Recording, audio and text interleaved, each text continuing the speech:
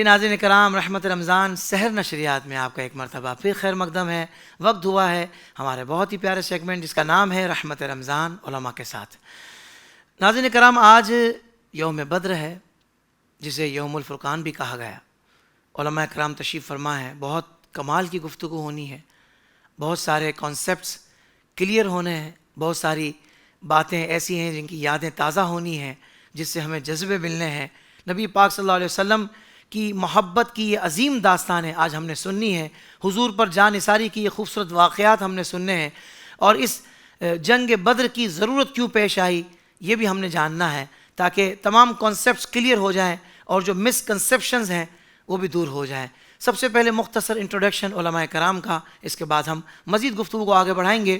الحمدللہ ہماری خوش نصیبی ہمارے درمیان حضور زیغم اسلام، مفکر اسلام حضرت علامہ مولانا پیر سید مظفر حسین شاہ صاحب دامت برکاتہم العالیہ آپ تشریف فرما ہیں، اور آپ کے ساتھ حضرت علامہ مولانا مفتی سمر عباس قادری صاحب دامت برکاتہم العالیہ آپ تشریف فرما ہیں، اور ہمارے دو بڑے ہی پیارے ثناخواں سید محمد انس کریمی اور حافظ محمد عاطف عالم قادری آپ بھی جلوہ فرما ہیں۔ تمام احباب کو میری جانب سے السلام علیکم ورحمۃ اللہ وبرکاتہ۔ وعلیکم السلام ورحمۃ اللہ وبرکاتہ۔ ناظرین کرام، رمضان المبارک کی 17 تاریخ، 17 رمضان المبارک کو اسلام کا وہ عظیم الشان مارکہ رونما ہوا جس میں مسلمانوں کو عظیم الشان فتح مبین نصیب ہوئی۔ ایسی فتح کہ جس کے بعد اسلام کا پرچم اتنا سر بلند ہو گیا، کفار قریش کی عظمت و شوکت بالکل ہی خاک میں مل گئی۔ جی ہاں، ہم بات کر رہے ہیں غزوہ بدر کی، اور اس غزوے کی عظمت کا یہ عالم ہے کہ اللہ رب العالمین نے جنگ بدر کے دن کا نام یوم الفرقان رکھا۔ سبحان اللہ، یعنی حق اور باطل کے درمیان فرق کرنے والا دن۔ اللہ اکبر، کتنا کمال ٹائٹل ہے، کتنا بڑا ٹائٹل ہے، اور دے کون رہا ہے؟ اللہ رب العالمین۔ سبحان اللہ۔ ہجرت نبوی صلی اللہ علیہ وسلم کے دوسرے سال، جبکہ 17 رمضان المبارک کو جمعے کا بابرکت دن تھا، غزوہ بدر رونما ہوا، اور اس جنگ میں مسلمانوں کی تعداد 313 تھی، جن کے پاس صرف 2 گھوڑے، 70 اونٹ، 6 زرہیں۔ یہ زرہ لوہے کے جنگ لباس کو کہا جاتا ہے، اور یہ کتنے تھے؟ صرف 6 زرہیں تھی، اور 8 تلواریں تھیں، جبکہ ان کے مقابلے میں جو لشکر کفار تھا ان کے پاس 1000 افراد، یعنی وہ 1000 افراد پر مشتمل کارواں تھا، جن کے پاس 100 گھوڑے، 700 اونٹ اور کثیر آلات حرب تھے۔ اللہ اکبر۔ ناظرین کرام، کی تفصیل سننے کے بعد یہ لگتا ہے کہ مسلمان بظاہر کمزور اور بے سر و سامان تھے، نہ افرادی قوت تھی، نہ ہی جنگی ساز و سامان کا کوئی قابل ذکر انتظام تھا۔ بس نبی برحق صلی اللہ علیہ وسلم کے سچے اور حقیقی غلاموں کا ایک مختصر سا لشکر تھا جو کریم آقا صلی اللہ علیہ وسلم کے حکم پر اپنی جانیں قربان کرنے کے لیے حاضر تھا۔ ناظرین، اس دنیا کی نگاہ سے دیکھیں تو مسلمانوں کی شکست پکی تھی، جنگ کے حالات سے بالکل واضح تھا کہ کفار مکہ اس جنگ میں فتح یاب ہو جائیں گے، اور دوسری طرف حضور اکرم صلی اللہ علیہ وسلم کے جانثار صحابہ بھی شہادت کے جذبے سے سرشار تھے۔ مگر ناظرین، حقیقت یہ ہے کہ جس کے ساتھ رب کائنات کی تائید و نصرت ہو، اور حضور نبی کریم صلی اللہ علیہ وسلم کی مستجاب دعائیں بھی جن کے ساتھ ہوں، تو پھر فتح انہی خوش نصیب لوگوں کا مقدر ہوا کرتی ہے۔ اور پھر یہی کچھ ہوا کہ 1000 کوششوں کے باوجود دشمنان دین اپنے ناپاک عزائم میں ناکام رہے، اور اللہ پاک نے غزوہ بدر میں اپنے حبیب مکرم صلی اللہ علیہ وسلم کو عظیم الشان فتح عطا فرمائی، جس سے مسلمانوں کے حوصلے مزید بلند ہو گئے۔ ناظرین، غزوہ بدر صرف ایک جنگ کا نام نہیں، بلکہ اس کے کئی عظیم پہلو ہیں۔ اس میں حضور اکرم صلی اللہ علیہ وسلم کی دور اندیشی اور حکمت عملی نظر آتی ہے کہ جناب صدیق اکبر کا بلند حوصلہ دیکھنے کو ملتا ہے، صحابہ کرام کی وفاداری اور جانثاری نظر آتی ہے، اور اسی دوران ہمیں عشق رسول صلی اللہ علیہ وسلم کا مظاہرہ بھی دیکھنے کو ملتا ہے۔ تو ناظرین، یہ غزوہ ہمیں بہت کچھ سکھاتا ہے، بالخصوص اس راستے کا پتہ بتاتا ہے کہ جس پر چل کر ہم اپنی کھوئی ہوئی عظمت کو دوبارہ پا سکتے ہیں۔ موقع کی مناسبت سے آج ہمارا موضوع غزوہ بدر ہے، جس کے مختلف پہلوؤں پر انشاءاللہ عز و جل آج ہم بات کریں گے۔ تو آئیے چلتے ہیں علماء کرام کی طرف۔ قبلہ سیدی حضور یہ ارشاد فرمائیے کہ نبی پاک صلی اللہ علیہ وآلہ وسلم نے کتنے غزوات میں شرکت فرمائی، اور میں چاہوں گا ساتھ ہی ساتھ اس پر بھی آج کلام ہو جائے کہ مقصد جہاد پر قرآن و احادیث میں جو ارشادات وارد ہوئے ہیں آج اس پر بھی حضور کلام ہو جائے۔ بسم اللہ الرحمن الرحیم، سبحانک لا علم لنا الا ما علمتنا انک انت العلیم الحکیم۔ حافظ صاحب محترم قبلہ، حضور سید عالم صلی اللہ علیہ وسلم کے غزوات کو مغازی کہا جاتا ہے، صحیح۔ اور اگر آج بھی ناظرین مغازی کے نام سے ریسرچ کریں تو اس موضوع پر ہزارہا کتابیں لکھی گئی ہیں۔ حضور سید عالم صلی اللہ علیہ وسلم کی جنگیں ایک ہدایت کا بہت بڑا سبق ہے، اور جناب رسول مکرم صلی اللہ علیہ وسلم کی زندگی مبارکہ اس قدر ممتاز اور اعلیٰ ہے کہ جس کی جنگ کے اندر اتنا توازن ہے تو امن کی زندگی کا حال کیا ہوگا۔ کیا کہنے شاہ صاحب۔ جناب رسول مکرم صلی اللہ علیہ وسلم کے جو غزوات، پہلے یہ دیکھیں ہم بچپن سے اسکول اسی پڑھتے ہوئے آئے ہیں کہ غزوات کا واحد جو ہے، غزوات جمع ہے، اس واحد غزوہ۔ غزوہ اس جنگ کو کہتے ہیں جس میں حضور سید عالم خاتم النبیین صلی اللہ علیہ وآلہ آلہ وصحبہ بارک وسلم خود بنفس نفیس شریک ہوں، اور آپ اگر خود شرکت نہ فرمائیں اور اپنے کسی جلیل القدر صحابی کو اس اعقائے حق یا ظلم، دھونس، بد امنی کے خلاف جو طاقت کا استعمال ہے، جو اس وقت ظلم نہیں ہے بلکہ ایک امن کا طریقہ ہے، عضو اور جسم کے اندر اگر کوئی حصہ سڑ جائے تو اس کو کاٹ کر پھینک دینا ظلم نہیں ہوتا، وہ بدن کی زندگی ہوتا ہے۔ تو حضور سید عالم صلی اللہ علیہ وسلم ظلم اور دھونس اور جبر و استبداد کو ختم کرنے کے لیے اگر کسی صحابی کو روانہ کریں تو ایسی جنگ کو سریہ اور اس کی جمع سرایہ آتی ہے۔ رسول مکرم صلی اللہ علیہ وسلم کے غزوات کی تعداد 27 ہیں، کچھ نے کم لکھی ہے، کچھ نے 27 لکھی ہیں، لیکن اس میں اختلاف نہیں ہے۔ اس کو یوں سمجھ لیجئے کہ جیسا حضور سید عالم کسی ایک مقصد کے لیے جا رہے ہیں، راستے میں اگر کہیں اور کچھ لوگوں سے مڑ بھیڑ ہو گئی ہے تو کچھ سیرت نگاروں نے اس کو ایک ہی شمار کیا ہے اور کچھ سیرت نگاروں نے اس میں ان ساری چیزوں کو شامل کر لیا ہے۔ تو تعداد میں اختلاف نہیں ہے بلکہ وہ اختلاف اس کی نوعیت کے اعتبار سے ہو جاتا ہے، جو میں نے آپ کی خدمت میں عرض کیا۔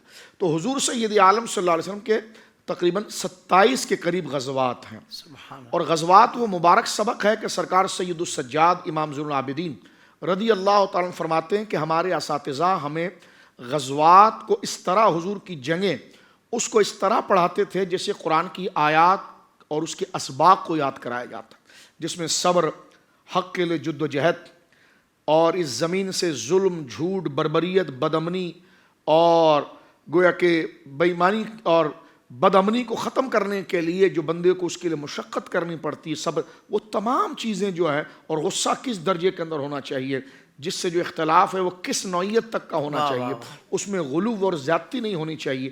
تو یہ حضور کے غزوات ہیں جو سرکار سید السجاد فرماتے ہیں امام زین العابدین رضی اللہ تعالیٰ عنہ کہ ہم پڑھا کرتے تھے۔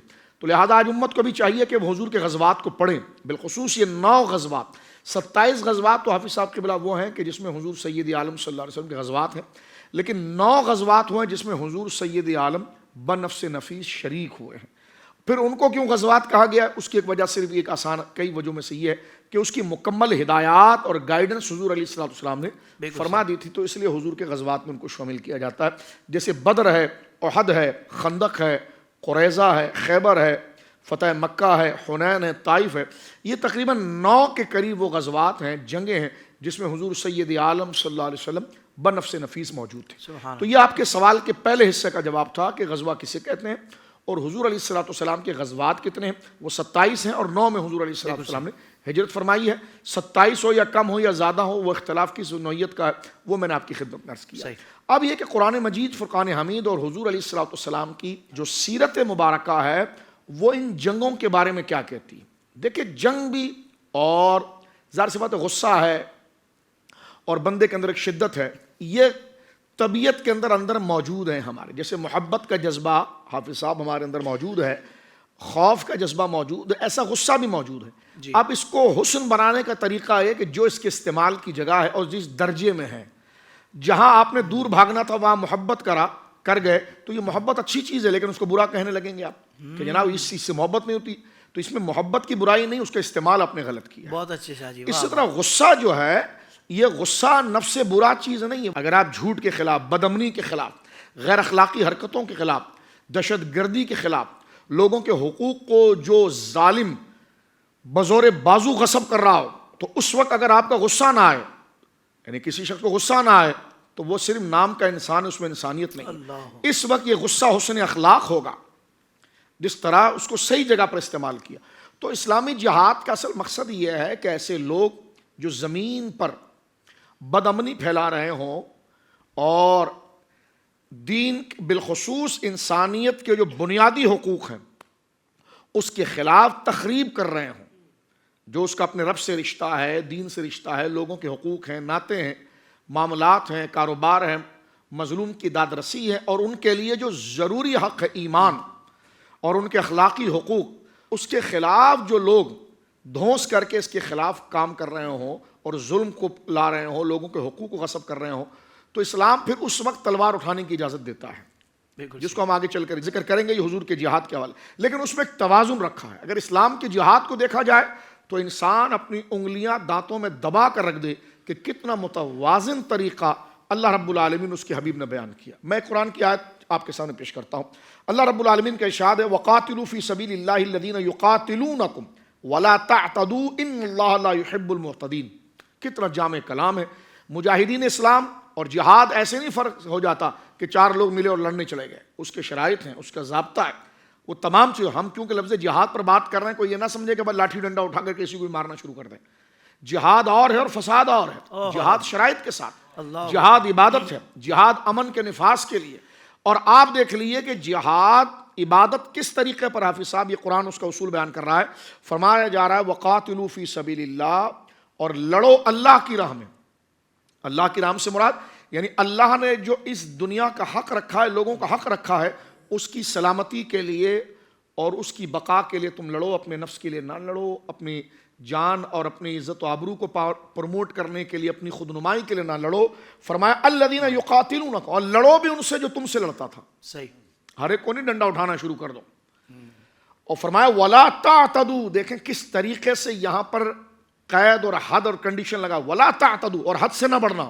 ارے لڑائی میں کیا حد اور کیا غیر حد، غصہ چڑھ جائے کسی کی سر اتار دیں، فرمایا نہ نہ، یہ ظلم ہے، یہ رعونت ہے۔ اسلام جہاد ہے، وہ امن ہے۔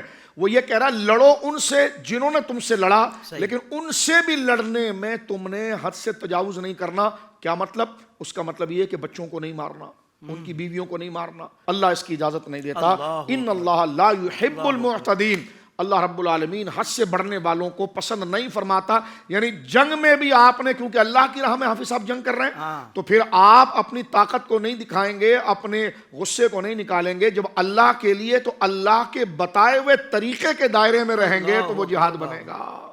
کیا بات ہے شاہ صاحب، واہ واہ۔ دوسری آیت دیکھیں، اللہ فرما رہا وَقَاتِلُوهُمْ حَتَّى لَا تَكُونَ فِتْنَةٌ، اور لڑتے رہو ان سے یہاں تک کہ نہ رہے فتنے فساد اور ہو جائے دین صرف اللہ کے لیے۔ اور فرمایا کہ اگر وہ باز آ جائیں، اگر وہ باز آ جائیں تو سمجھ لو کہ سختی پر جائز نہیں مگر ظالموں پر۔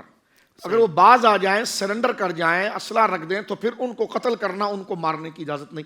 اب آپ دیکھیے یہ اسلامی جہاد کا یہ حسن ہے، ان دو آیتوں کے اندر بتا دیا گیا کہ کس مقصد کے لیے ہے، کس کے ساتھ ہے اور کن شرائط کے ساتھ ہے، یہ اسلام بیان کرتا ہے۔ رسول مکرم صلی اللہ علیہ وسلم کا فرمان ہے، آپ دیکھیے جب سرکار دو عالم مجاہدین اسلام کو روانہ کرتے، یہ نہیں کہتے تھے کہ جو بھی اب ڈنڈا اٹھاؤ سب کو مارو، جو بھی اب سب کے سر اتارو، بستیوں کو برباد کر دو، ایٹم بم مار کے سب کو ختم کر دو۔ جس طرح آج ایک رعونت، آج جو مسلم ممالک پر جو حملے ہوئے ہیں، نہ بچوں کا خیال رکھا گیا۔ اسلام یہ کہتا ہے جو تم سے لڑ رہا ہے اس سے تم مقابلے پر آؤ گے، اور ہے کوئی اسی مذہب ہی کا، اسی کے محلے ہی کا، لیکن وہ آپ سے نہیں لڑ رہا، تو پھر تم لڑ اللہ کے لیے رہے تھے تو تمہاری تلواریں اور تمہارا اسلحہ اس پر نہیں اٹھنا چاہیے، بلکہ اس پہ اٹھنا چاہیے جو تمہیں قتل کرنے آ رہا تھا، تو اپنے ڈیفنس میں تم نے یہ کام کیا۔ بہت اچھا۔ حضور سید عالم کا ارشاد ہے کہ جب سرکار نے مجاہدین اسلام کو روانہ کیا تو فرمایا انطلقوا بسم اللہ، اللہ کا نام لے کر نکلو، وعلی برکت اللہ، اور اللہ کی برکت کے ساتھ تم نکلو، لا تقتلوا شیخا فانیا، کسی بوڑھے کو نہیں مارنا، کسی بوڑھے آدمی کو قتل نہیں کرنا، ولا طفلا، کسی بچے کو قتل نہیں کرنا، ولا امرأتن، کسی عورت پر تلوار نہ اٹھانا، ولا تغلوا وضموا غنائمکم، فرمایا نہ کسی بچے کو قتل کرنا، نہ کسی عورت کو ہرگز قتل کرنا، اور نہ خیانت کرنا، غنائم کو اکٹھا کرنا اور حالات کو درست کرنے کی کوشش بھی کرنا، اللہ اکبر، اللہ اور دشمن کے ساتھ بھی احسان کرنا اللہ کہ بے شک اللہ رب العالمین ان اللہ یحب المحسنین، کہ بے شک اللہ رب العالمین احسان کرنے والوں کو پسند فرماتا ہے۔ یہ حضور کے شرائط ہیں، یہ ان شرائط کے ساتھ کہ جہاں تک اس کا دائرہ ہے۔ اب آپ دیکھیں آخری بات میں یہاں پر عرض کرتا ہوں، حضور سید عالم علیہ السلام نے اپنی ایک وصیت یہ بھی فرمایا کہ اللہ کا نام لے کر اللہ کی راہ میں جہاد کے لیے نکلو، اللہ کے دشمنوں کو تہ تیغ کرو، خیانت نہیں کرنا، لیکن کسی کو دھوکہ نہ کرنا، کسی مقتول کے لاش کا مسئلہ نہ بنانا، ناک کاٹ دیا، کان کاٹ دیا، اور بچوں کو جو ہے کہ وہ قتل نہ کرنا، اس کی اجازت نہیں ہے۔ اور ایک روایت میں آتا ہے کہ حضور وصیت کرتے تھے اپنے صحابہ کو، حضور وصیت کرتے تھے کہ سرسبز کھیتیاں، جو کھیتیاں ہیں جو اناج اگاتی ہیں، ان کو برباد نہ کرنا، درختوں کو نہ کاٹنا، اوقات الشجر، فرمایا کہ کمزور بچوں کو، عورتوں کو قتل نہ کرنا، ان مردوں کو بھی قتل نہ کریں جو جنگ کے سلسلے میں کوئی رائے نہیں دیتے، وہ تمہارے خلاف نہیں اور رائے نہیں دیتے، ان کو بھی تم نے قتل نہیں کرنا، اور کسی طرح جنگ میں شرکت نہیں کرتے وہ لوگ، تو ان کو تم اپنی تلواروں کے نیچے نہیں لے کر آؤ گے۔ آج فلسطین کا حال دیکھ لیجئے کہ گود کے بچوں کا کیا حال کر دیا ہے، جن کو دیکھنے کے بعد بندے کے حلق سے پانی نہیں اترتا ہے۔ یہ ہے اسلامی جہاد اور یہ تھا فساد۔ اور آپ دیکھیں اسلام فوبیا کے اندر ایک رسم چلا دی گئی ہے، اور چند لوگوں کو خود انہوں نے پیسہ دے کے پروموٹ کر دیا اور کہا یہ جہاد کا نقشہ ہے۔ ہم نے کہا جہاد کا نقشہ یہ نہیں ہے، جہاد کا نقشہ یہ ہے جو رسول مکرم صلی اللہ تعالی علیہ وسلم بیان فرما رہے ہیں۔ بات کو وائنڈ اپ کرتے ہوئے آخری بات میں یہ کہنا چاہتا ہوں کہ جہاد ایک ضرورت کے طور پر ہے، جس طرح بیان کر دیا ہم نے اس سے پہلے آپ کو کہ غصے کا استعمال کہاں ہوگا، لیکن اگر کسی کو میرے آقا علیہ السلام سے خواہ اپنے کم علمی کی وجہ سے بغض ہے اور جہالت کی وجہ سے تعصب میں ہے، تو وہ غور کریں کہ وہ حضرت عیسیٰ علیہ نبی علیہ السلام کو امن کا سفیر کہتا ہے، ہم بھی ان پر ایمان لاتے ہیں۔ اللہ کا ہر نبی امن کا سفیر ہوتا ہے، سبحان اللہ، اللہ کا ہر نبی معصوم ہوتا ہے، اسی کے عمل سے اخلاق، چاہے وہ سیدنا عیسیٰ ہو، سیدنا موسیٰ ہو، سیدنا داؤد و سلیمان ہو، یا امام الانبیاء جناب رسول مکرم صلی اللہ علیہ وسلم ہو، یہ اللہ کی جانب سے اللہ رب العالمین جل وعلا کی تربیت یافتہ ہوتے ہیں، ان کا عمل ہی انسانیت کو ظاہر کرتا ہے۔ لیکن میں یہ کہنا چاہتا ہوں کہ دیکھیے غزوہ بدر کی بات ہے، یہ غزوہ اعلان نبوت کے 15ویں سال ہو رہا ہے، صحابہ کی تعداد اتنی جمع ہو چکی ہے کہ اگلے کو اٹھا کر زمین میں گاڑ دیں، لیکن حضور نے فرمایا نہیں۔ ایک صحابی آیا، اس کی ٹانگ کسی نے توڑ دی تھی لاٹھی مار کر، کہا یا رسول اللہ اتنی اجازت دیں کہ ہم جواب دیں؟ حضور نے فرمایا نہیں، اللہ کا حکم نہیں آیا۔ لیکن یہ آگے چل کے ہم بتائیں گے بدر کے اندر ضرورت یہ پڑ گئی اور ایک اجازت مل گئی، اس کی وجہ پھر بتائیں گے کہ بدر کی جنگ کیوں ہوئی ہے۔ لیکن یہاں پر آپ دیکھیں حضرت عیسیٰ علیہ السلام کے بارے میں، یہ موجودہ انجیل بائبل جو ہے، اس میں لوقا باب نمبر 22 اور آیت نمبر 36، اس سے پہلے بھی ہم نے تفصیلاً یہاں پر پروگرام کیا، لیکن چل رہی ہے بات تو میں عرض کرنا چاہ رہا ہوں کہ حضرت عیسیٰ علیہ السلام نے صرف 3.25 سال، کتنے؟ 3.25 سال، صرف 3.25 سال کی قلیل مدت میں بنی اسرائیل کو رشد و ہدایت کی جو دعوت دی تھی، تو ان میں جو ظالم اور بدماش قسم کے جو لوگ تھے، اڑیل، جو آپ کا راستہ روکتے تھے، آپ ان سے اتنے تنگ و بیزار ہوئے کہ صرف 3.25 سال حافظ صاحب گزرا تھا۔ یہ میں بائبل پڑھ رہا ہوں آپ کے سامنے، جس کا حوالہ میں نے دیا لوقا باب نمبر 22 آیت نمبر 36، ابھی آپ نیٹ سے بھی دیکھ سکتے ہیں، براہ راست دیکھ سکتے ہیں۔ حضرت عیسیٰ علیہ السلام نے کیا کہا اپنے ساتھیوں اور اپنے صحابیوں کو؟ آپ نے فرمایا ان سے کہا مگر اب جس کے پاس بٹوا ہو وہ اسے لے لے، یعنی والیٹ لے لے، اپنا پرس لے لے، اور اسی طرح جھولی بھی، اور جس کے پاس پیسہ نہ ہو وہ اپنی پوشاک کپڑے بیچ کر تلوار خریدے۔ اللہ اکبر۔ تو کیا جس الزام سے امام الانبیاء کو یاد کیا جاتا ہے، اتنی ہمت ہے کہ آپ حضرت عیسیٰ کے لیے جملے بولے؟ اللہ، یہ بھی غلط نہیں ہو رہا، اور حضور سید عالم نے بھی جو کیا وہ غلط نہیں تھا، کیونکہ ظالم کو سمجھانے کی زبان جو ہے اس زبان میں اس کو سمجھایا جائے گا۔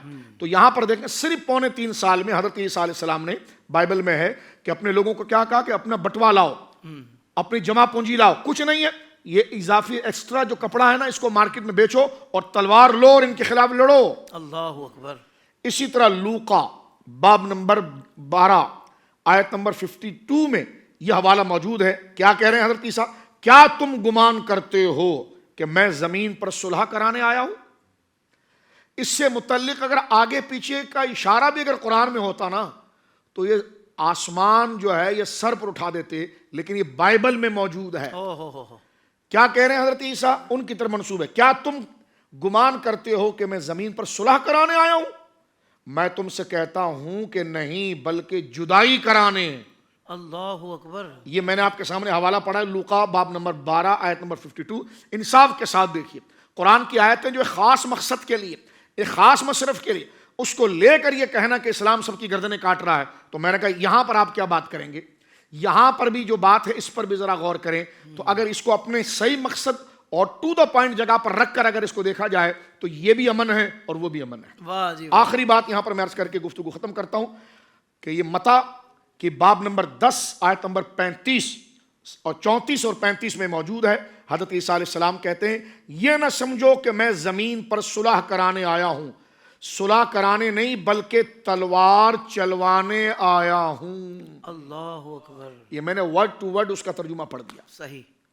میں صلح کرانے نہیں، میں تلوار چلانے آیا ہوں۔ یہ بائبل میں موجود ہے، دیکھیں نا، یہ تو لوقا میں نے آپ کو متی پڑھی باب نمبر 10 آیت نمبر 35، اس سے پہلے لوقا پڑھی باب نمبر 12 آیت نمبر 52، اس سے پہلے لوقا پڑھی باب نمبر 22 آیت نمبر 36۔ تو یہ تمام موجود ہے۔ تو اسلام کے جہاد جو امن کا پیغام ہے اس کو ترچھی آنکھوں سے دیکھنے کے بجائے یہاں دیکھنا چاہیے کہ حضرت عیسیٰ علیہ السلام 3.25 سال کے اندر آپ کی کیفیت یہ ہوئی کہ آپ نے یہ خطبات عطا فرمائے ہیں۔ جناب رسول اللہ نے 15 سال تک ان ظلم و ستم کو برداشت کیا، اور پھر جو جہاد کا واقعہ بدر کے اندر ہو رہا ہے وہ انشاءاللہ آگے چل کر ہم بتائیں گے کہ اس کا پس منظر کیا تھا۔ سبحان اللہ سبحان اللہ، کیا کہنے ہیں، ماشاء اللہ قبلہ شاہ صاحب، اللہ آپ کو جزائے خیر عطا فرمائے۔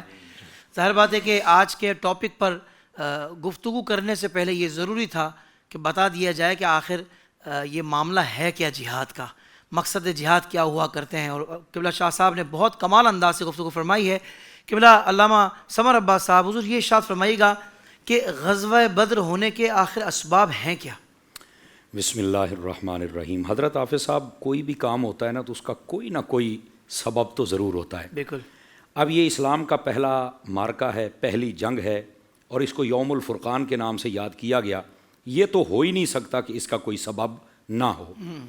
لیکن میں ناظرین سے کہوں گا کہ یہ آپ ضرور، اس کے بہت سارے اسباب ہیں، میں ان میں سے 2 آپ کے سامنے رکھوں گا، اور اس سے ایک بہت بڑے اعتراض کا جواب بھی آ جائے گا۔ اور اعتراض یہ کیا جاتا ہے کہ یہ جو جنگ ہے یہ دیکھا جائے تو کفر اس کے بارے میں جو بات کرتا ہے، جیسے حضرت شاہ صاحب نے فرمایا کہ یہ کہتے ہیں اٹھے اور لڑنا شروع کر دے، جبکہ اگر دیکھا جائے غزوہ بدر کو اور اس سے پہلے 15 سالہ دور کو، تو ہجرت کے لیے مجبور کرنے والے بھی یہی لوگ ہیں، ٹھیک ہے، اور مال و متاع چھیننے والے بھی یہی لوگ ہیں، بالکل، اور ان کو وہاں سے نکالنے والے بھی یہی لوگ ہیں، طائف میں وہ واقعہ کروانے والے بھی یہی لوگ ہیں، اور اس کے بعد صرف یہاں تک نہیں، شعب ابی طالب میں بند کر کے تمام تر تعلقات ختم کرنے والے بھی یہی لوگ ہیں۔ اللہ اکبر۔ اچھا، اتنا کچھ کرنے کے باوجود کہ نبی پاک علیہ السلام نے صرف یہ فرمایا تھا کہ میں اللہ کا رسول ہوں، مجھے مانو، اور اللہ رب العزت وحدہ لا شریک ہے، اسی کی عبادت کرو اور ان بتوں سے پیچھے ہٹ جاؤ، اور اس کے بعد آقا کریم علیہ السلام نے باقی تعلیمات اور اخلاق عالیہ ان کو سکھائے، صرف اتنی بات تھی، اور وہ سرکش ہو گئے۔ اور انہوں نے اتنا کچھ کیا، اتنا کچھ، یعنی کفر اتنا سازشی ہوتا ہے، اتنا کچھ کرنے کے بعد پھر پتہ کیا کہتے ہیں، یہ جو جنگ ہوئی ہے نا، اس میں دیکھا جائے تو پہل تو مسلمانوں نے کی ہے، یہ ذہن فیڈنگ کی جا رہی ہے۔ وہ کیسے؟ دیکھو جی، جناب ابو سفیان قافلہ لے کر جا رہے تھے تو روکنے کے لیے نبی کیوں آئے؟ وجہ تو تھی کوئی نہیں، اب یہ بظاہر بیان کیا جاتا ہے، ٹھیک ہے۔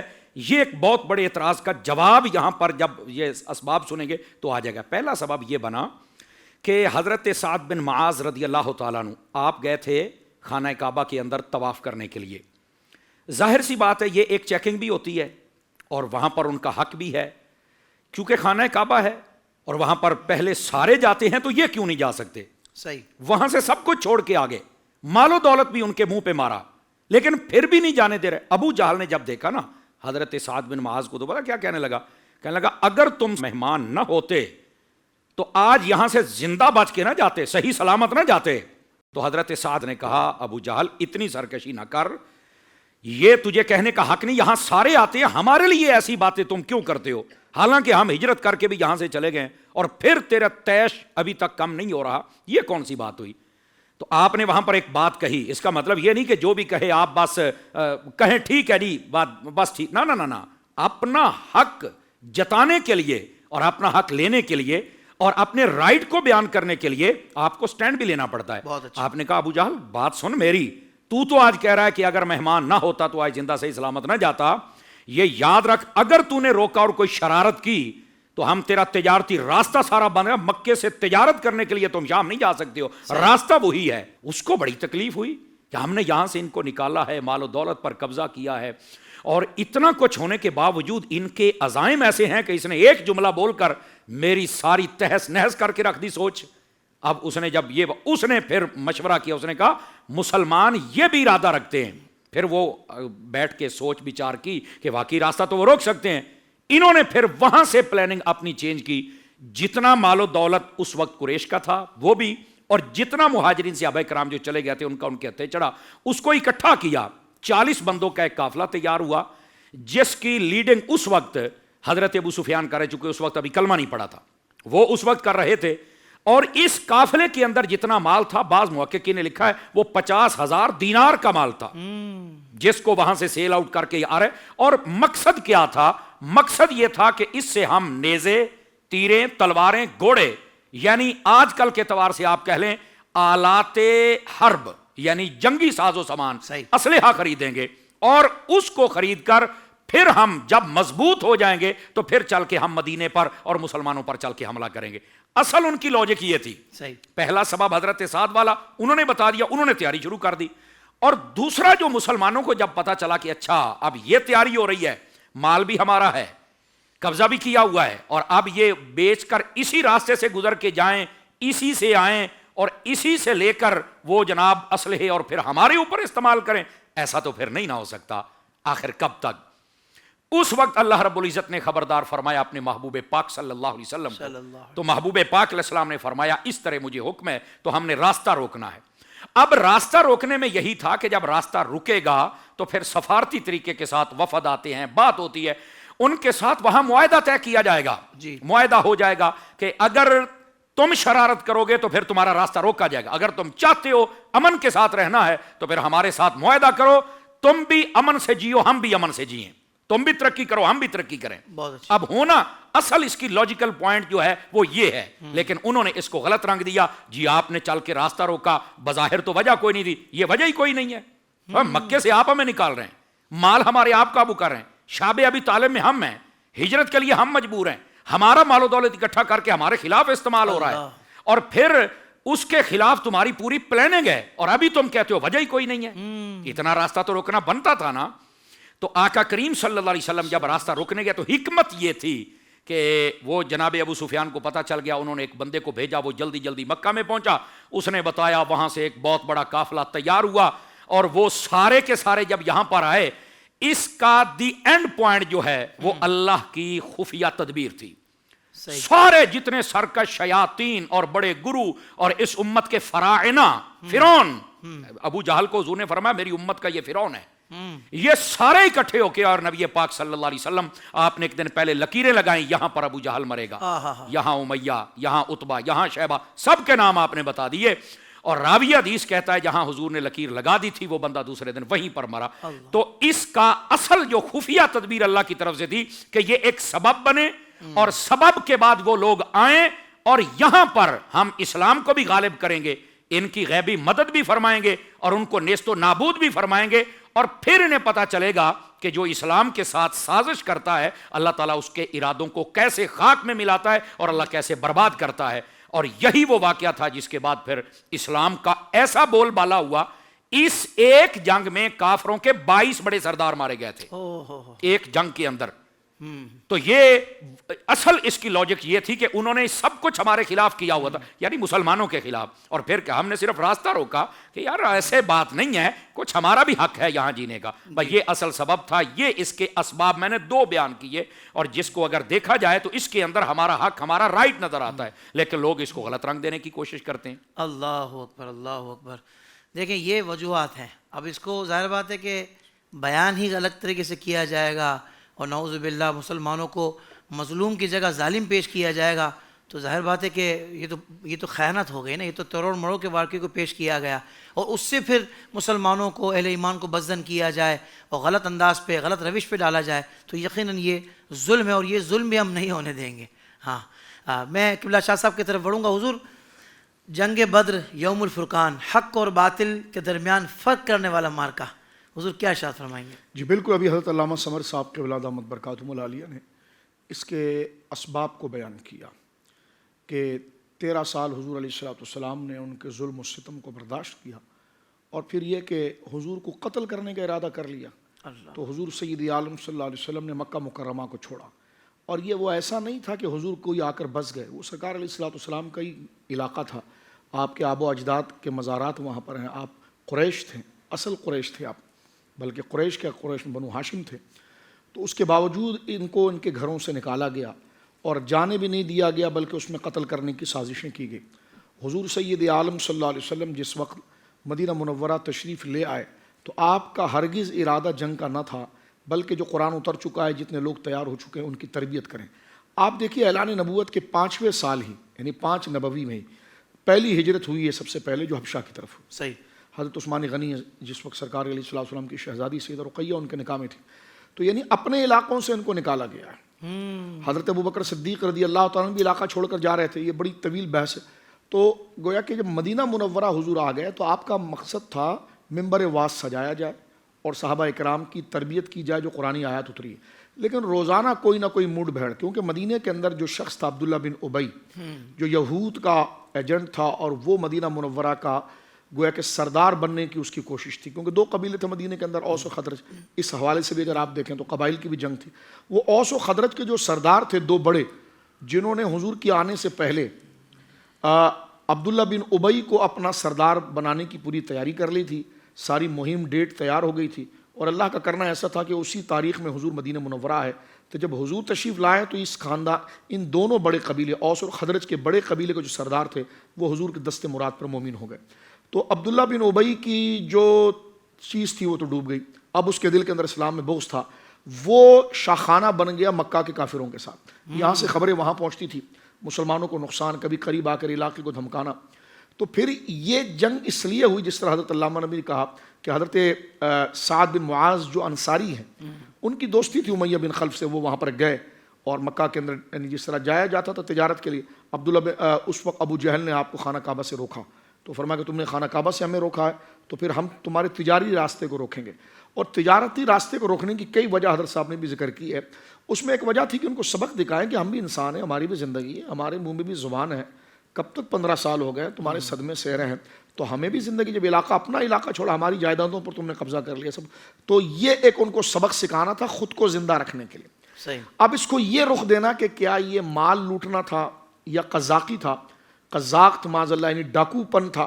تو اس کی ایک آسان سی مثال آپ دیکھیں کہ ہجرت کے 7ویں مہینے, یہ تو دوسرے سال ہو رہا ہے نا بدر, 7ویں مہینے میں ہی حضور علیہ السلام نے کچھ مہم جاری کی تاکہ کافروں کو سبق سکھایا جائے کہ بھائی جواب ہم دے سکتے ہیں. حضور علیہ السلام کو اطلاع پہنچی کہ ابو جہل جو ہے ایک تجارتی قافلہ لے کر جا رہا ہے اور اس کے ساتھ 300 بندے ہیں. کتنے؟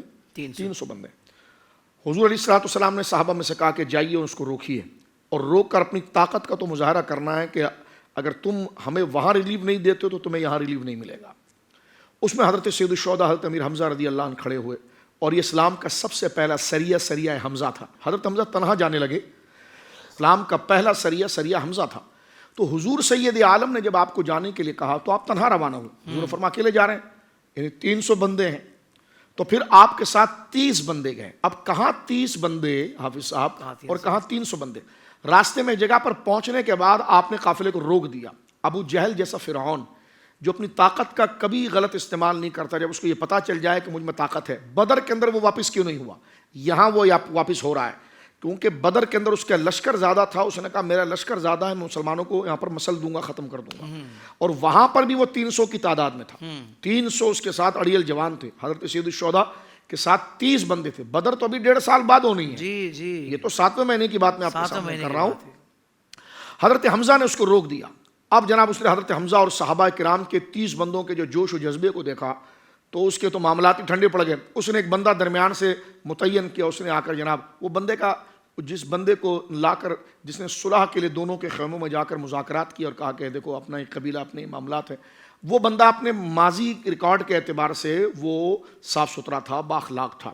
حضرت حمزہ نے اس کے مشورے کو قبول کیا اور جو اس نے جنگ کو رفع کرنے کے لیے جو اس نے کوشش یہ کی اس کو سراہا. اس کو صرف یہ کہا کہ جناب ہم نے یہ بات اس لیے کی ہے کہ ان کی شرارتیں اب بہت زیادہ بڑھ گئیں.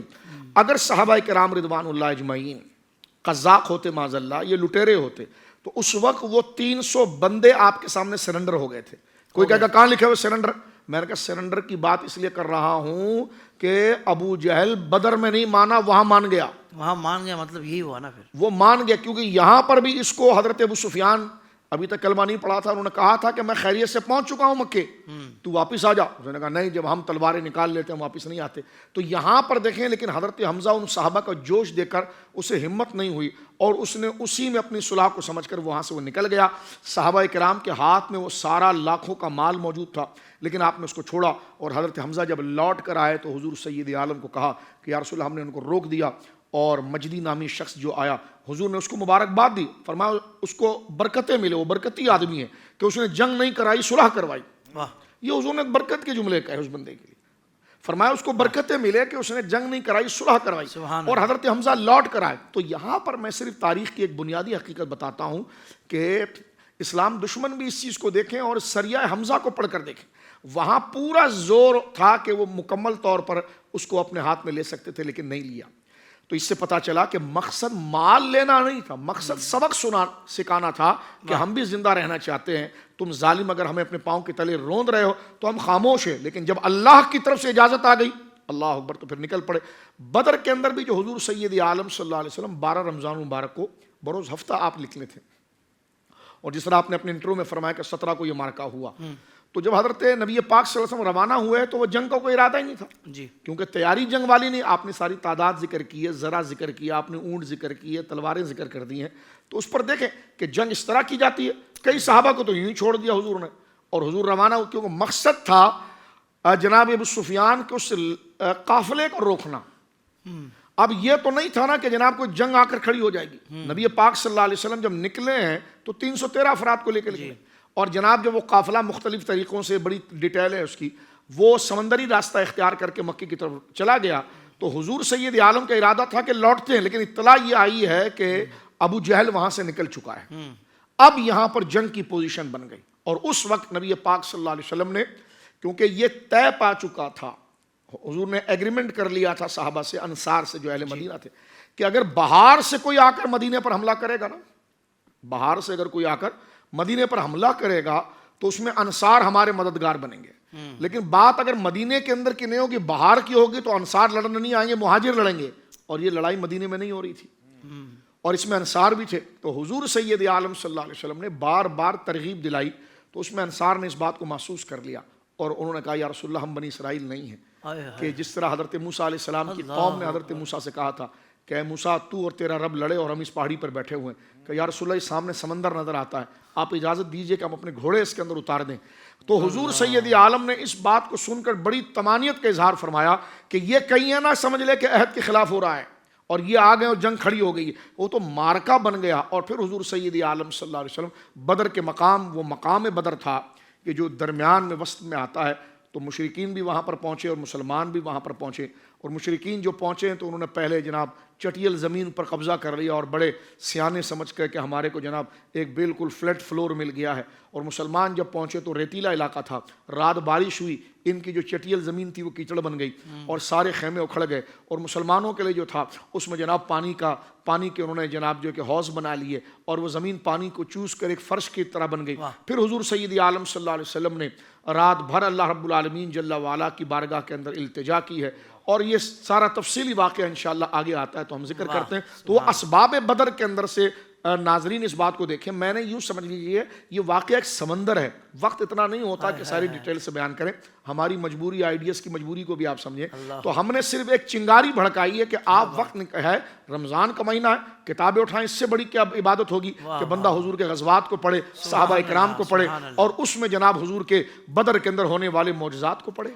واہ واہ سبحان اللہ. اور اس فکر کے ساتھ جب پڑھیں گے نا تو پھر بہت زیادہ لطف آئے گا, کیونکہ ذہن صاف کر کے, دل صاف کر کے جب یہ پڑھیں گے نا تو پھر کیفیات اور تجلیات کی اور انوار و تجلیات کی الگ ہی بارش انشاءاللہ ہوگی.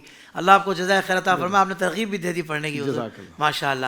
علامہ سمر عباس صاحب, حضور اسی بات کو مزید تھوڑا سا آگے بڑھاتے ہیں کہ جیسا کہ شاہ صاحب نے بھی ذکر کیا کہ انصار کا جو جذبہ تھا اس وقت، تو اگر اوورال بات کی جائے کہ صحابہ کرام اس مبارک جنگ کے لیے یا نبی پاک صلی اللہ علیہ وسلم کے فرمان پر عمل کرنے کے لیے واقعی ان کا جذبہ کیسا تھا، جہاں نثاری والا جذبہ تھا، اس بارے میں حضور ارشاد فرما دیں۔ بسم اللہ الرحمن الرحیم۔ حضرت حافظ صاحب دیکھیں، آج اگر ہمیں پتہ چل جائے کہ ہم نے مدینہ شریف جانا ہے جی، تو ہمارے جذبے کیسے ہوتے ہیں، آیا ہے خوشی کے بارے ہمیں نیند نہیں آتی۔ جی، ایک ایسا ایمانی تعلق ہے ہمارا آقا کریم علیہ السلام کے ساتھ، جوں ہی ان کے قرب میں یا بارگاہ میں یا ان کے دیار میں جانے کی بات آتی ہے تو ہمارے دل کی اور آنکھوں کی اور دماغ کی اور زبان کی اور ہمارے عمل کی ہماری کیفیت بدل جاتی ہے۔ آہا، یہ 1400 سالوں کے بعد ہمارا تعلق ہے تو جو ڈائریکٹ سامنے کھڑے تھے ان کا کیا حال ہوگا؟ آپ بتائیں ان کے جذبے کس لیول کے ہوں گے؟ کوئی بندہ ان کا تقابل نہیں کر سکتا۔ بالکل صحیح۔ دوسری بات یہ ہے، نبی پاک صلی اللہ علیہ وسلم آپ نے ارشاد فرمایا، مجھے اللہ رب العزت نے یہ شان بخشی ہے، نصرت بالرعب، فرما رعب کے ساتھ میری مدد کی گئی۔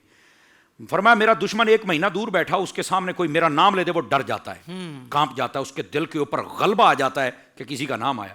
تو جن کے ساتھ حضور تھے، سمجھ آ رہی ہے، ان کو حضور اکرم علیہ السلام کے قرب سے کتنا بڑا جذبہ ملا ہوگا، چونکہ ڈردہ تو کافر ہے نا، مومن کو تو جذبہ ملتا ہے، مومن تو حضور کے نام سے جیتا ہے۔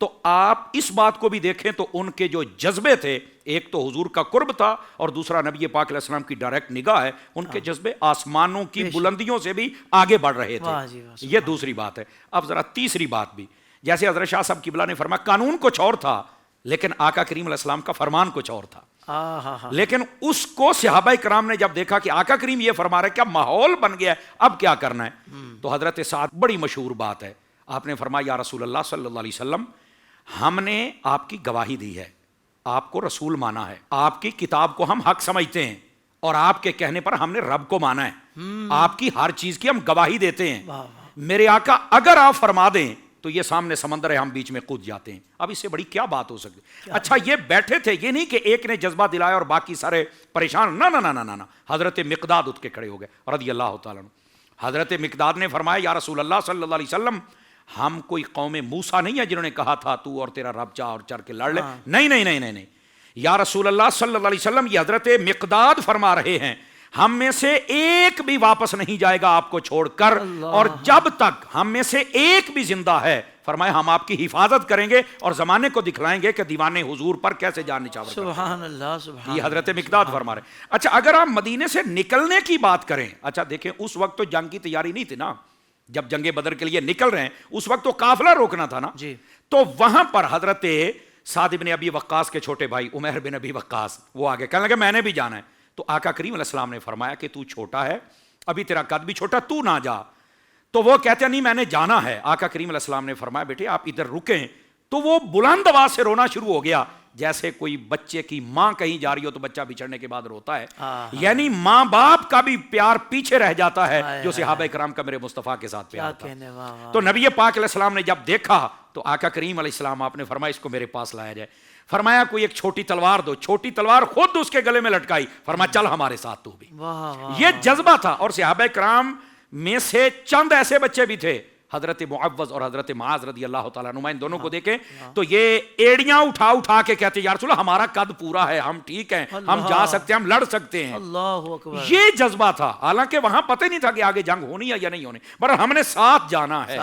یہ صحابہ کرام علیہم رضوان کا جذبہ تھا نبی پاک صلی اللہ علیہ وسلم کے ساتھ جانے کے حوالے سے۔ اور رہ گئی وہاں کی بات، اللہ اکبر، نبی پاک صلی اللہ علیہ وسلم جنگ بدر کی مطلب بہت ساری باتیں ہیں، صرف ایک بات کو آپ دیکھیں، حضرت سیدنا ابو بکر صدیق رضی اللہ تعالیٰ عنہ، آپ نبی کریم علیہ السلام کی خدمت اقدس میں آپ پہرا دے رہے، اور یہی وہ موقع تھا جس موقع پر حضرت سیدنا مولا مشکل کشا رضی اللہ تعالیٰ عنہ، آپ نے بھی فرمایا تھا کہ اس دن ہمیں پتا چلا کہ سب سے زیادہ بہادر کون ہے، فرمایا اسجع الناس ابو بکر، اس دن ہمیں پتا چلا کہ سب سے بہادر ابو بکر صدیق ہے۔ اللہ اکبر، بھائی اتنا بڑا سامنے قافلہ ہو، لشکر ہو، تیاری ہو، پتہ ہو، جیسے آپ کہتے ہیں ظاہری اگر اسباب کو دیکھا جائے پتہ ہو کہ نہیں بچ سکتے، پھر بھی حضرت ابو بکر صدیق کہے حضور صلی اللہ علیہ وسلم کی حفاظت میں کرتا ہوں، اور یہ پتہ کتنی بڑی ذمہ داری ہے، اگر خدا نہ خواستہ کچھ ہو جاتا تو قیامت تک کے لیے لوگوں نے کہنا تھا ابو بکر اگر حفاظت ہوتی نہیں تھی تو دعویٰ کیا کیوں تھا،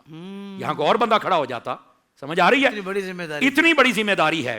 تو حضرت ابو بکر صدیق نے جب کہا، اچھا پھر حضرت ابو بکر صدیق کی جان ساری کا عالم دیکھیں نا، صرف یہ نہیں کہ حفاظت کر رہے ہیں، چاروں طرف نظر دوڑا رہے ہیں.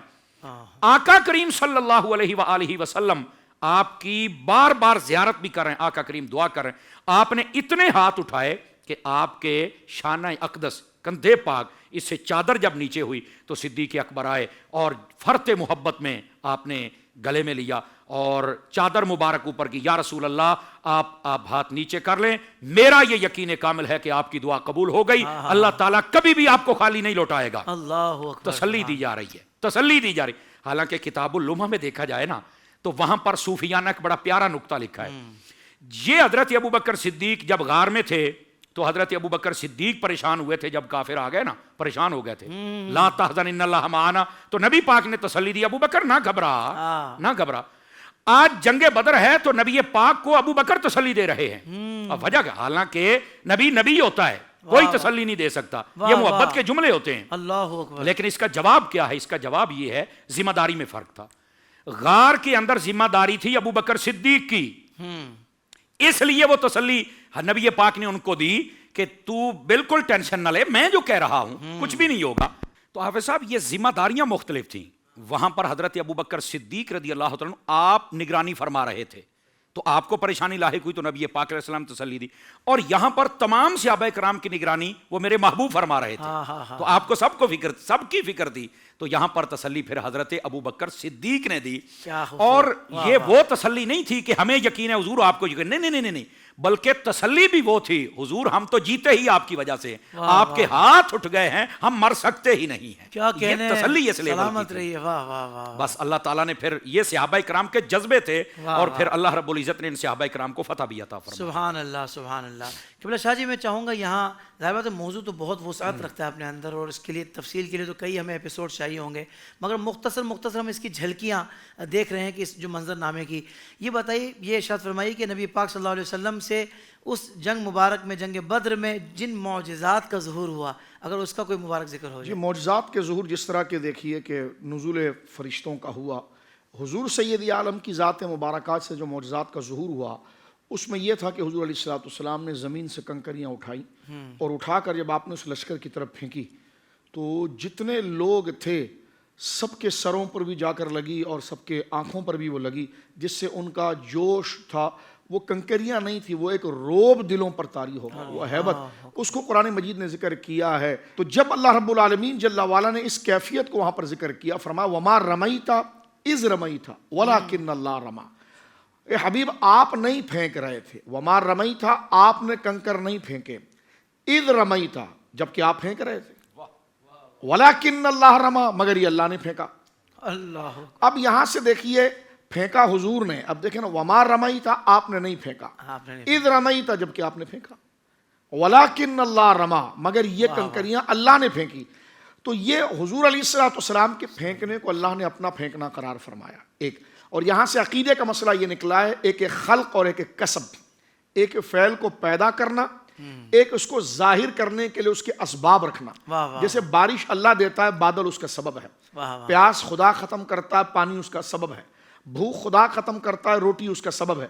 تو یہاں جو فرمانا وما رمیت آپ نے نہیں پھینکا یعنی خلقن، اذ رمیت آپ نے پھینکا ای کسبن. تو پتہ چلا انسان مجبور محض نہیں ہوتا، اللہ رب العالمین اس کو کسب کی اجازت دیتا ہے اور کسب بغیر ارادے کے نہیں ہو سکتا، اور جو ارادے کے ساتھ ہوتا ہے اسی کو ہم اختیار کہتے ہیں. تو لہٰذا جب ہم کہتے ہیں حضور سید عالم اس مسئلے میں مختار ہیں تو اس کا مطلب یہ کہ جب ہم اپنے کام کرنے میں مختار ہیں یعنی ارادہ کرتے اپنی مرضی سے کرتے تو حضور سید عالم سے معجزے کیا خود بخود ہو جاتے ہیں اور حضور کو خبر نہ ہو. جیسے ایک پنکھا لٹکا ہوا ہے اور وہ خود ہل رہا ہے، مثال دی جاتی ہے اگر کسی نے کسی کو پتھر مار دیا تو پتھر جا کر کسی پر لگ گیا تو مارنے والے پر ایف آئی آر ہوتی ہے، پتھر پر نہیں ہوتی. تو کچھ لوگ یہ کہتے ہیں کہ معاذ اللہ قدرت کے ہاتھ پر نبی ایسا ہوتا ہے. تو ہم یہ کہتے ہیں دیکھیں یہاں پر اللہ رب العالمین نے فرمایا کہ حبیب تو نے نہیں پھینکا جب کہ تو نے پھینکا. تو یہ جب کہ تو نے پھینکا یہ کیا تھا؟ یعنی پھینکنے کی اس قوت کو خلق کرنا ہمارا کام ہے اور اس کے ظہور کے لیے تیری ذات کو ہم نے آگے کیا ہے. اور حضور یہ چاہتے تھے کہ اس طرح ہو. حضرت عکاشہ رضی اللہ تعالیٰ عنہ کو دیکھیے، جب ان کی تلوار ٹوٹ گئی تھی تو سرکار دو عالم صلی اللہ علیہ وسلم نے دیکھا، انہوں نے کہا کیا ہوا؟ تو کہنے لگے یا رسول اللہ میرے پاس تلوار نہیں. تو ایک کھجور کی شاخ جس کو بینڈ کریں تو دونوں سرے اس کے جڑ جائیں، سرکار نے لیا اور فرمایا کونی سیف، تلوار ہو جا، اور دے دیا تو وہ لوہے کی تلواروں کو توڑ رہی تھی. اللہ اکبر. اس کا نام انہوں نے رکھا بھی عون. تو حضور جس پر ہاتھ پھیر دے وہ مدد ہو جائے تو سرکار مددگار کیسے نہیں ہو سکتے اللہ کے. سبحان اللہ. تو اب آپ دیکھیں اس کا نام رکھا عون اور بمعنی مدد. اس میں وہ شہید ہوئے، تلوار کو ان کے ساتھ گویا کہ دفن کیا گیا. حضرت قتادہ بن نعمان جنگ لڑ رہے تھے اور ان کو تیر آ کر الٹی آنکھ پر لگا. اور آپ دیکھیے آنکھ میں اگر ہمارا بال ہی مڑ جائے حافظ صاحب تو گویا کہ کلیجہ منہ کو آ جاتا ہے، ایسی تکلیف اور ایسی نازک جگہ. آپ تصور کریں کہ تیر اندر دھنس جائے، پیوست ہو جائے.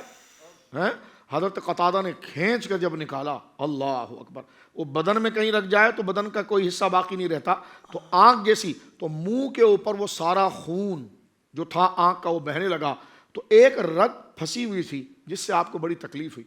آپ نے خنجر نکالا کہ میں اس کو کاٹ دوں، تو ایک صحابی نے روک کر کہا ایسا نہ کرو، حضور کو بتاؤ. تو آپ نے یہ نہیں کہا کہ حضور کا کام نہیں ہے، حضور کا کام قرآن پڑھانا ہے اور وضو کے مسئلے سکھانا ہے، حج کے مسئلے سکھانا ہے. نہیں، صحابہ یہ جانتے تھے ہر کام حضور نے کرنا ہے. واہ واہ واہ واہ. سب طبیبوں نے دے دیا ہے جواب، عیسیٰ اگر دوا نہ کرے. قتادہ بن نعمان گئے تو ان کے چہرے کے اوپر جو وہ خون اور دیگر چیزیں جو خشک ہو چکی تھی اس کو ناخن سے کھرویت کر انہوں نے اپنی آنکھوں میں رکھا اور سرکار نے اپنا لعاب لگایا. اس کی آنکھ اسی وقت آ گئی اور وہ کہنے لگے یا رسول اللہ میں آپ کا چہرہ دیکھ رہا ہوں. سبحان اللہ. سبحان. اب آپ دیکھیے یہ سرکار دو عالم صلی اللہ علیہ وسلم کا یہ فعل آپ کے اختیار سے تھا. حضور نے ہاتھ لینا، لعاب لگانا، آنکھوں میں ڈالنا، یہ خود بخود ہو رہا تھا. جبکہ حضور یہ چاہ رہے تھے کہ یہ میں ڈالوں تو اس کی آنکھ لوٹ آئے. تو یہ ہے وہ ارادہ کہ ارادہ حضور نے کیا، فعل خدا نے خلق کیا. تو اس ارادے کو اختیار کہا جاتا ہے اور اس نسبت سے حضور علیہ الصلوۃ والسلام کے لیے مختار یا اختیارات مصطفیٰ کہا جاتا ہے کہ حضور نے چاہا کہ یہ خلاف عادت کام ہو جائے. ہمارے چاہنے سے نہیں ہوتا. ہم 5 کلو کا ایک بندہ جو 5 کلو کا پتھر نہیں اٹھا سکتا، اس کے سامنے 100 کلو کا پتھر لائے، وہ چاہے ارادہ کرتا رہے جناب، وہ کیا اٹھا پائے گا. لیکن انبیاء وہ ہیں کہ ان کے کسب اور ارادے کا دائرہ ہم سے بڑا ہوتا ہے. تو آپ نے جب چاہا، حالانکہ آنکھیں پھٹ کر جب نکل جائیں تو وہ جڑتی نہیں ہیں، لیکن حضور علیہ الصلوۃ والسلام نے چاہا کہ اس کی آنکھیں جڑ جائیں اور اس کے لیے سبب حضور کا لعاب لگا. سرکار نے جیسے ہی لعاب لگایا تو وہ آنکھیں جو ہے وہ جڑ گئی. اس میں ایک بڑی قیمتی بات آخر میں کرتا ہوں. ایک صحابی بعد میں جا کر خندق میں مسلمان ہوئے ہیں اور ان کا نام تھا قباس، بڑے جلیل القدر صحابی ہیں. لیکن جب جنگ بدر کے اندر بھگدڑ مچی نا، تعداد میں بھی زیادہ تھے اور مسلمان کم تھے، ان کے ہاتھوں مار کھائی اور بھاگنے لگے. تو قباس کہتے ہیں کہ جب تھے تو قریشی نا، یعنی مکے والے تھے، غصہ تو دماغ میں تھا، حیا تھی. کہنے لگے جب ہم جوتے اٹھا کر واپس بھاگنے لگے نا تو کہتے ہیں کہ جناب صحابہ تھوڑے سے تھے، ان سے ہم نے پٹائی کھائی تو ہمیں بڑی شرم آئی اور ہم بھاگے. جب بھاگنے لگے نا تو کہہ رہے میں دوڑ رہا ہوں، پیچھے بدر کا میدان رہ گیا تو میرے دل میں اقول فی نفسی، میرے دل میں خیال آیا مار رائے تو مثل حاضر الامر فر منہ الا النساء. ارے تو ایسے بھاگ رہا ہے جیسے عورتیں بھاگتی ہیں. کہتے ہیں یہ خیال میرے دل میں آیا اور مجھے حیا بھی آئی کہ میدان چھوڑ کر میں بھاگ رہا ہوں. تو کہنے لگے تو کہتے ہیں کہ تو ایسے بھاگ رہا ہے، میرے دل میں خیال آیا کہ تو ایسے بھاگ رہا ہے قباس جیسے عورت بھاگتی ہے. اب چلے گئے، بدر سے چلے گئے، مکہ میں رہے. وہ ہجری گزری 2، 3، 5ویں ہجری میں جب غزوہ خندق میں آئے حضور کے پاس، اسلام اللہ نے محبت ڈال دی. تو جب حضور کے پاس آئے تو سامنے کھڑے حضور کے. اللہ اکبر. ناظرین دیکھیں کہاں سوچا، اس وقت تو دشمن تھے، بھاگ رہے تھے اور دل میں خیال آیا تھا. آج حضور کے غلام بن کر آئے ہیں اور دل میں محبت ہے. تو انہوں نے کچھ بھی نہیں کہا، نام بھی کیا پتا کون ہے. جیسے سامنے آ کر کھڑے ہوئے تو فقال النبی یا قباس، تو قباس ہے نا، انت قائل یوم بدر، تو ہی ہے نا جو بدر کے میدان میں یہ بات کر رہا تھا مار رائے تو مثل حاضل امر فر منہ الا النساء، کہ میں تو ایسے بھاگ رہا ہوں جیسے عورتیں بھاگ رہی ہیں. انہوں نے کہا یا رسول اللہ یہ تو میں دل میں سوچ رہا تھا اور میں گواہی دیتا ہوں کہ اللہ نے جس کو دلوں کے راز پر واقف کیا ہے، اشہد ان لا الہ الا اللہ وحدہ، وہ رب ایک ہے اور جس کے اس رب نے جو اپنے محبوب کو دلوں پر آگاہی عطا فرمائی ہے، تو میں کہتا ہوں یہ اللہ کے سچے رسول ہیں اور میں گواہی دیتا ہوں کہ آپ اللہ رب العالمین جل وعلا کے رسول ہیں. تو یہ معجزہ بھی وہاں پر ہوا کہ جس طرح اللہ نے کہا کہ کل وہ جو کام ہونے والا ہے پہلے ہی حضور علیہ الصلوۃ والسلام نے وہ حد لگا دی اور سرکار دو عالم صلی اللہ علیہ وسلم نے لکیریں کھینچ دی. حضرت عمر کہتے ہیں کہ فقال عمر فوالذی بعث بالحق، قسم اس ذات کی جس نے رسول مکرم کو حق کے ساتھ بھیجا ہے. خدا کی قسم حضور نے اپنی چھڑی سے جس جگہ پر لائن کھینچی تھی، فاروق اعظم کہتے ہیں اللہ کی عزت کی قسم جس نے رسول مکرم صلی اللہ علیہ وسلم کو رسول برحق بنا کر بھیجا ہے, جس کا نام لے کر لائن کھینچی تھی کہ ھذا مصرع ابا جہل, اس لائن پر ابو جہل گر کر مرے گا. آگے چل کے فرمایا ھذا عتبہ, تو ایسا نہیں ہوا کہ یہ ابو جہل اس لائن پہ گر گیا, یہ عتبہ اس لائن پہ گر گیا, اور لائن تو لائن تھی. حضرت عمر کہتے ہیں مجھے وہ لائن کی جگہ یاد تھی, فرمایا بندہ بھی گرا اور گرا بھی وہیں جہاں حضور نے لائن کھینچی تھی. فرماتے ادھر ادھر بھی نہیں ہوا. تو یہ اللہ رب العالمین نے ما فی الغد, کل کیا ہوگا, اس کا علم بھی اپنے پیارے مصطفیٰ کو عطا فرمایا, جس کا مظاہرہ جو ہم بدر کے میدان میں دیکھتے ہیں. سبحان اللہ سبحان اللہ, کیا کہنے شاہ صاحب, اللہ آپ کو جزائے خیر دے. قبلہ علامہ صاحب یہ ارشاد فرمائیے گا کہ اس جنگ میں سیرت رسول صلی اللہ علیہ وسلم کا یہ شاندار پہلو بھی ہمیں دیکھنے کو ملتا ہے کہ آپ صلی اللہ علیہ وسلم جنگ کے موقع پر عہد کی پاسداری کا درس دے رہے ہیں. اللہ اکبر, جنگ کا موقع ہے اور درس دے رہے ہیں عہد کی پاسداری کا. اسی لیے آپ صلی اللہ علیہ وسلم نے حضرت حذیفہ کو, ان کے ساتھ آنے والے دوسرے صحابی کو لڑائی کی صفوں سے الگ کر دیا. ایک تو یہ واقعہ بیان فرما دیں, اور ساتھ جنگی معاملات میں اسلام کی جو عظیم اور بے مثال تعلیمات ہیں کچھ اس پر بھی روشنی ڈال دیں. بسم اللہ الرحمن الرحیم. حضرت حافظ صاحب دیکھیں, یہ جو واقعہ ہے میں یہ سمجھتا ہوں کہ اس کی چمک اتنی ہے کہ سورج بھی اس دن شرمایا ضرور ہوگا. اللہ کہ جنگ کے موقع پر ایک ایک بندے کی ضرورت ہوتی ہے. جی ٹھیک ہے, اور باقاعدہ طور پر اگر وہ آ جائے ایک بندہ تو آدمی تکڑا ہو جاتا ہے, جوان ہو جاتا ہے, یار یہ میری طرف آ گیا ہے. میدان ہی ایسا لگا ہوا ہوتا ہے. نبی پاک علیہ السلام کے یہ دو صحابی ہیں, یہ کہیں سے واپس آ رہے تھے. راستے میں جب ان کو پتہ چلا کہ میدان بدر کے اندر یہ مارکا ہونے کے لیے قریب قریب ہے, صورتحال کا علم ہو جاتا ہے. حضرت حذیفہ تھے اور حضرت اسیل رضی اللہ عنہ, یہ دونوں, یہ جب ادھر آنے لگے تو کافروں نے پکڑ لیا ان کو. کہنے لگے تم لڑنے جا رہے ہو یا سامان لے کے جا رہے ہو؟ انہوں نے کہا جی ہم تجارت پر گئے ہوئے تھے, یہ سامان ہمارے پاس ہے, ہمیں تو پتہ نہیں یار جنگ ہو رہی ہے, کیا ہو رہا ہے, اور جنگ کے لیے نہ اعلان ہوا ہے, ہم تو آقا کریم علیہ السلام کی خدمت میں جا رہے ہیں. انہوں نے کہا بھی بات یہ ہے, ہم چھوڑیں گے تب وعدہ کرو کہ تم جنگ میں نہیں شریک ہوگے. ان کا ٹھیک ہے ہم جنگ نہیں لڑیں گے, ہمیں پتہ ہی نہیں, جنگ تو تم کہہ رہے ہو, پتہ نہیں کیسے کیا چکر ہے یہ تمہارا. انہوں نے چھوڑ دیا وعدہ کر کے. جب وہ آقا کریم علیہ السلام کی خدمت میں آئے تو آگے سارا ماحول بنا ہوا دیکھا. آقا کریم علیہ السلام غیبوں پر خبردار تھے. آپ نے فرمایا کہاں سے آئے, کدھر ہے, ساری بات. آقا کریم علیہ السلام نے فرمایا راستے میں کوئی بات جی ہوئی ہے کیا؟ فرمایا ہم وعدہ کر کے ہیں کہ ہم جنگ نہیں لگے. نبی پاک علیہ السلام چونکہ سامنے وہ بندے کھڑے تھے جنہوں نے راستہ روکا ہوا تھا, اور وہ وعدہ دیکھ آقا کریم علیہ السلام نے ان کو بھی متوجہ کیا اور ان کو بھی کہا اگر تم نے وعدہ کیا ہے تو اوفو بالعہد, ہم اللہ کا وعدہ پورا کریں گے. ان العہد کان مسئولا, کہ وعدے کے بارے میں پوچھا جائے گا اور یہ وعدہ ہم پورا کریں گے. آپ نے فرمایا میری صفوں میں سے یہ دو میرے غلام صحابی جو ان سے وعدہ کر کے ہیں وہ نکل جائے. اللہ, اس کی وجہ یہ ہے کہ ہم وعدہ کبھی نہیں توڑتے. آقا کریم علیہ السلام نے یہ وہ مثال عطا فرمائی جس کا قیامت کی صبح تک کوئی نہ جواب آ سکتا ہے اور نہ ہی کوئی ایسی سیرت کا پہلو آ سکتا ہے. نبی پاک علیہ السلام نے ایسی مثال قائم فرمائی, اور یہی وہ پاسداری تھی جس کو دیکھ کر کئیوں کے دلوں کے اندر اسلام کی محبت پیدا ہوئی, اور انہوں نے بعد کے اندر ان کی قوموں میں نبی پاک علیہ السلام کا کلمہ پڑھنے والے بن گئے. مفتی صاحب ساتھ یہ بھی ارشاد فرما دیں آخر میں کہ اسباب کی اتنی کمی کے باوجود مسلمان کیسے فتح یاب ہوئے؟ سچی بات یہ ہے, آپ پوری دنیا میں دیکھ لیں ہمیشہ نظریاتی اور عقیدے والے بندے جیت جاتے ہیں. آپ یہ حالیہ تناظر میں بھی دیکھیں, جو بندہ اپنے نظریے پر قائم رہتا ہے وہ جیت جاتا ہے. چونکہ شخصیات ہار جاتی ہیں, عقیدہ جیت جاتا ہے. سبحان اللہ. تو آقا کریم علیہ السلام نے جن کی بنیادی تربیت عقیدے پر, یقین پر, عشق پر, توکل پر اور اللہ کی رحمت پر, بھروسے پر کی تھی, وہ اسی پر قائم تھے. اللہ نے اسی وجہ سے کہ یہ مجھ پر توکل بھی کرتے ہیں, یقین بھی ہے, بھروسہ بھی ہے, میرے محبوب کے عاشق بھی ہیں, یہ سب کچھ ان کو حاصل ہے, اور عقیدہ بھی اتنا پکا ہے کچھ بھی ہو جائے سب کچھ چھوڑ دیا ہے, پھر مجھے مان رہے ہیں, پھر بتوں کے سامنے نہیں جھک رہے, پھر میرے محبوب پاک کے ساتھ کھڑے ہیں.